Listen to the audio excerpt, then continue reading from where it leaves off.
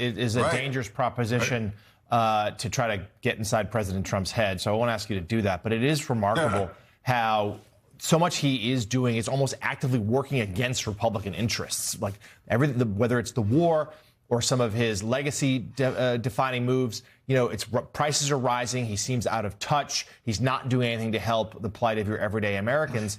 Republicans behind the scenes whisper their worries, but they're not doing anything to sort of change that narrative.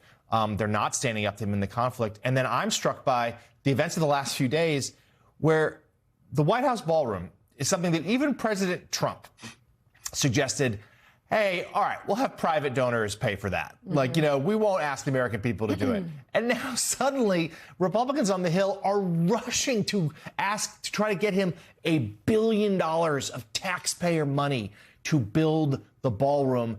I mean, they're handing Democrats a gift. Yeah, I mean, Jonathan, I literally, as you started down the path of this question, I was thinking about the ballroom because, the mantra that Democrats have adopted, not maybe as aggressively as they could, should, and will, is this 3 C's of corruption, chaos, and costs. The ballroom is the kind of vivid image and symbol that really cuts through. It's not a political story. It's a story that every American understands. It's easy to understand. It gets a lot of coverage outside of political media. And it has all 3 of those components in it. And what I mean by that is that it is a corruption question for a lot of people. First of all, this notion that the president is doing things that are kind of representative of a kind of concern with oligarchs and elites and billionaires and millionaires, that he's out of touch with them, and that in some way all this kind of self-dealing that we've seen at the White House, that's one thing that they look at when they see the White House, the East Wing.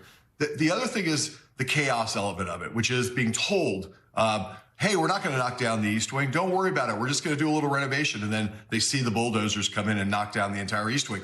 Well, maybe that's not so great, but you're not going to have to pay for it. Now they're being told that they're going to have to pay for it. So it feels chaotic to them. And then in the context of costs, this is not an empirical, fully data-driven point. But I have started to notice something where people talk about gas prices. I bet Mike Barnicle is going to agree with me about this. I live now up in upstate New York most of the time. I'm in purple America here, and if I go to the drugstore, if I go to the supermarket, I'm seeing something I haven't seen really ever before, which is all of a sudden everybody's clipping coupons again. And I'm standing in line at the drugstore. I was at the grocery store yesterday, and people are digging around in their pockets, pulling out coupons. Yeah. And it's not just senior citizens who are the normal coupon cutters. It's like people in their 40s who are kind of look like yuppies and are kind of embarrassed that they're having to reach into their pocket. And this all loops back to Lemire, to your point, which is you put all those things together, the sense of kind of being out of touch, rising costs, chaos, and the symbolism of the White House ballroom. It is, I think, a brutal and devastating thing. And I think Republicans are so confused at this point that they think in some way that making this justifying it in terms of national security is the only way out. And if you justify it in those terms, well, of course, the public's going to have to pay for it. And that is just a bonkers way of thinking about this politically.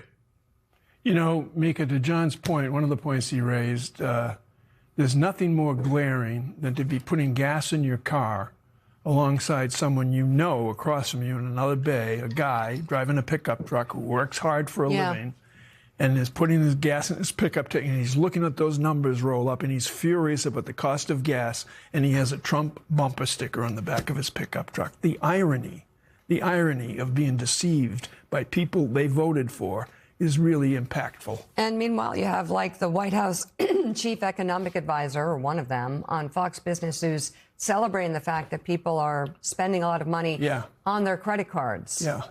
That's not a good sign.